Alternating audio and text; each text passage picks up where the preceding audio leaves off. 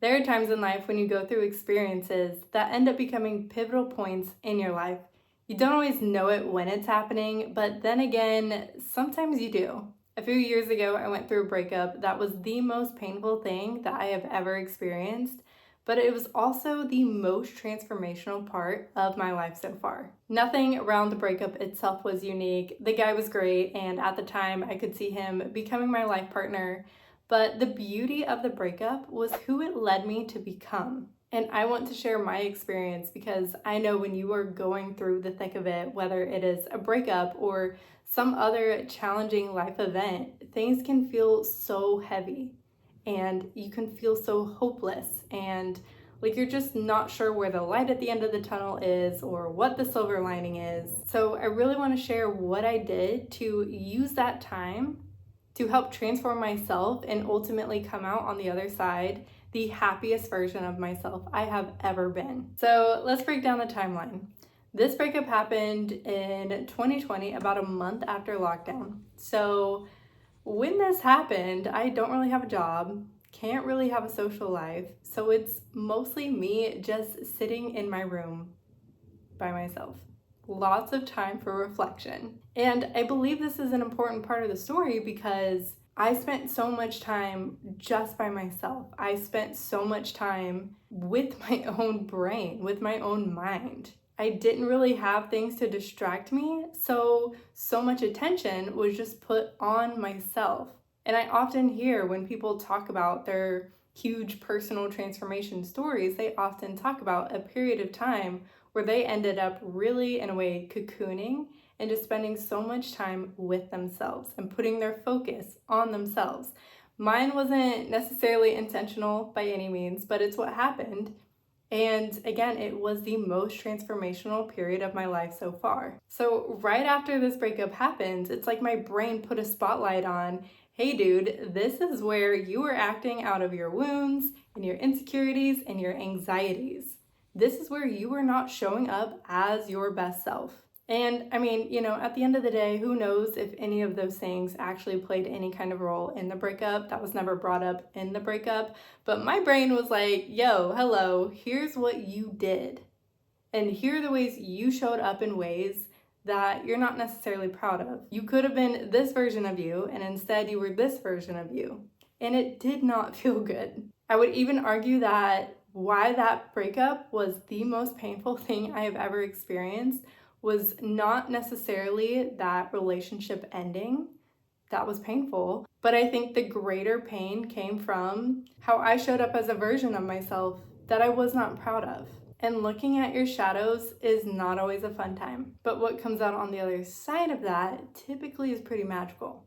So while that pain was incredibly uncomfortable, it gave me so much motivation to really look at why I was the way I was in certain situations and motivation to change. For example, I saw how my own insecurities with my body ended up leading to me showing up in certain ways in certain situations that is not how I wanted to. So from there, it was just deciding I'm not going to be that version of me anymore. I could clearly see how being insecure with my body led me to not show up as the best version of myself or the version of myself I wanted to be in the relationship. And I decided I'm not going to let that affect future relationships.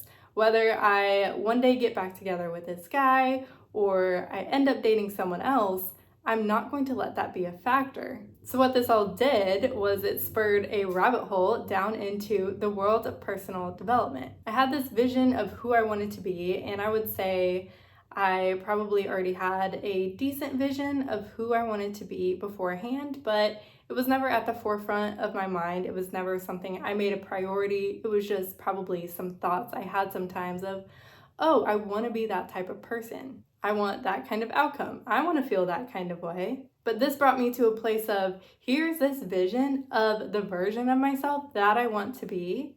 And this is what I'm prioritizing right now. I am prioritizing taking steps to becoming this version of me. I am going to work on myself so that whether it's in relationships, career, any situation, any aspect of life, I won't look back and go, I'm not proud of the version of myself that I was. And I will just say, I have learned recently that there are some really not so great sides of the personal development world. Somehow I just avoided all of that and found all the really great stuff. So I started learning all about the think, feel, act cycle. I started learning all about thought work and how your thoughts and beliefs aren't truth and how they impact what you do. I started learning about things like codependency, people pleasing, not taking things personally, unconditional love, all these really amazing things. I started paying so much more attention to my energy and the energy I was bringing into situations. I started paying so much more attention to my thoughts and being really purposeful with my thoughts and recognizing the ones that maybe would come up that it's like, okay, that doesn't really serve me. What's a new thought I can choose? And paying more attention to how I could shift how I felt in the moment based on changing my own thoughts. And I mean, that has impacted me so much to where we're 4 years later, and that's one of my favorite subjects. That is something I could talk about for days. And I was just so motivated to be a joyful person, to feel gratitude. Because one, that's the type of person I wanted to be. Two, I was in pain and I was definitely trying to get out of pain.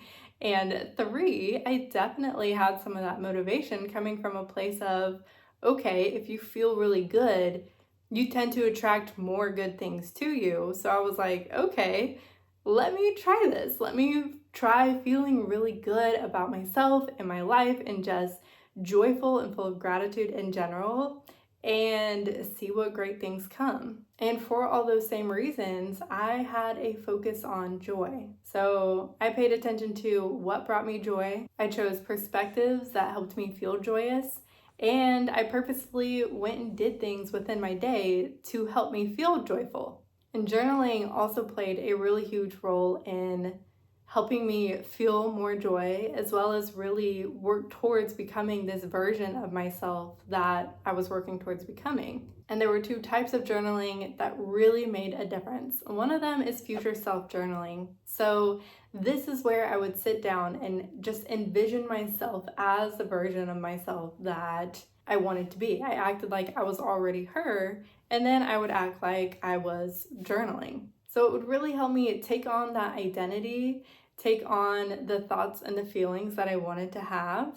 And that really helped me make shifts in how I felt and how I thought and how I was showing up in the world, my daily habits, the kind of energy I was carrying. The other type of journaling was gratitude journaling, really just writing out and focusing on the good things happening in my life, what I really enjoyed. I'm sure we've all heard what you focus on grows. And it sounds so cliche and it's so easy to be like, yeah, of course. But truly, when you put it into practice, and I'm saying this as someone who has had that as a practice, who has fallen off from that practice, and has put it back into practice, it makes such a difference when you sit there and very purposefully and intentionally focus on and write out or talk out, whatever it is, what's going well in your life, what you like about your life. Focusing on gratitude and joy. I think so many of these practices sound so stereotypical and I get the resistance to them. Maybe it's also because they sound so simple, but they really do make a difference. Through this journey of learning all this stuff in personal development, you inevitably come across a lot of stuff in psychology, and one of my favorite things in the world to do is learn. So I spent a lot of time learning. And I truly believe that learning more about psychology and just the human brain and how it functions can be so helpful, because I believe when you have an understanding of how the brain works, it's so much easier to have compassion for yourself and why you do some of the things you do. And so much of how we feel is simply based on the meaning that we give things, the judgments that we make. And so when we have a better understanding, it's easier to not create stories that may make us feel not so great about ourselves or about our life. And the last thing that this time brought me that has helped me become the happiest version of myself I've ever been was working on my relationship with myself. That is not something I had ever intentionally done beforehand, but again, when that breakup happened, I saw how some of the things of what I did were purely out of insecurity and maybe not fully accepting or liking myself, let alone loving myself. So I was like, okay, that's got to change. That's not how I want to live my life, anyways. Going through your life not loving yourself is probably not going to lead to a super joyful life. And the first thing I did sounds super cheesy. I'm pretty sure I heard it in a podcast or something. And it was to just list out 20 things that you loved about yourself. And I remember the first time I sat there and pulled out my journal and started, I was like, okay, yeah, I can do that. I started listing things out. And 20 felt like a stretch. So then it was like, okay, there's work to be done here. And I also realized how much maybe I didn't know myself. I always heard things about, getting to know yourself better. And I remember always thinking, like, I know myself so well. I live with myself. We all live with ourselves. How would we not know ourselves super well? But it can be really funny just how much we don't actually know. So I just made a very intentional point of I'm going to get to know myself, I'm going to spend time with myself, and in a way become my own best friend. And through learning all the stuff about your thoughts and beliefs and how none of them are fact or truth and you can change them, I just hit this point where I was like, I get to decide how I feel about myself. I get to decide that I'm absolutely enough, that I am pretty enough, that I am fun enough, that I am cool enough, whatever. And do I always feel that way? No. We're 4 years later. Within these 4 years, have I always felt that way? No. But I can always now recognize when those thoughts may come up, and I can always come back to this is what I actually believe. This is what I'm choosing to believe about myself. This is what I'm choosing to feel about myself. I think it's really easy to pick up on thoughts and beliefs from the people around us. And so if we are around people who don't feel super secure in themselves, or, there's the media, and the media is definitely not great about helping us feel really secure and confident in ourselves. So there's a lot of noise to deal with. And so, of course, sometimes we're going to have those thoughts come up. But then I can quickly come back to, no, this is what I believe about myself. This is how I want to feel about myself. And I just started really paying so much attention to what did I truly enjoy?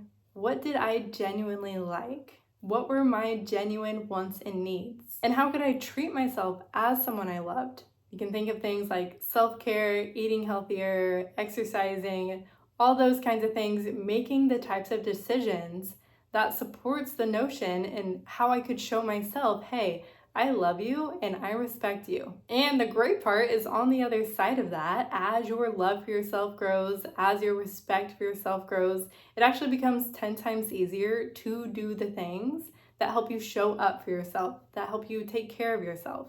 So here we are, 4 years later. What have I learned? Well, I've learned that hard times can, while really uncomfortable at the time, maybe really painful at the time, can ultimately become a time that you are so grateful for. I think when you are going through a challenging time, it can be really easy to focus on the negative or to entertain very negative or hopeless thoughts.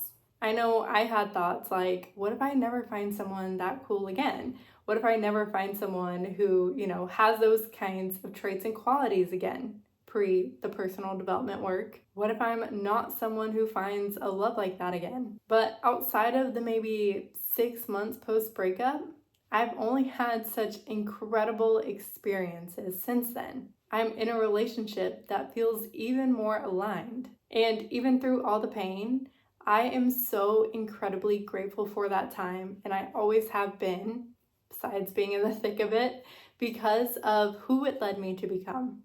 I've also learned that it's not about doing some of these practices and then becoming a happy person, and that's just who you're going to be for the rest of your life. Your happiness is based on how you live and the habits that you have in your life. So making sure you continue to do the things that bring you joy, keeping that a priority in your life. Finding the practices that help you become more joyful yourself. Things like gratitude, things like paying attention to your thoughts and picking the ones that help you focus on what you enjoy and what you like about life versus what you feel like is missing or what you don't love so much about your life.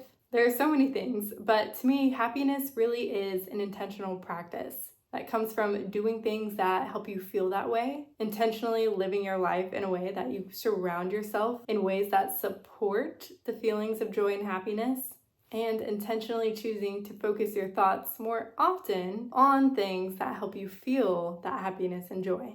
There are always going to be challenges in life. There's not a way where we can do something and we suddenly will never have any kind of challenge in our life again. But we always get to choose how we respond to those times. We can dwell on it, let it lead to no change, and get stuck in feeling certain ways or having certain patterns. Or we can say, okay, I can't change what happened. I can't change X, Y, and Z about these circumstances, but I can change how I respond to it. I can change how I show up in the world. I can change my habits, and I can change how I show up for myself. And something I always love coming back to is, what can I learn from this time?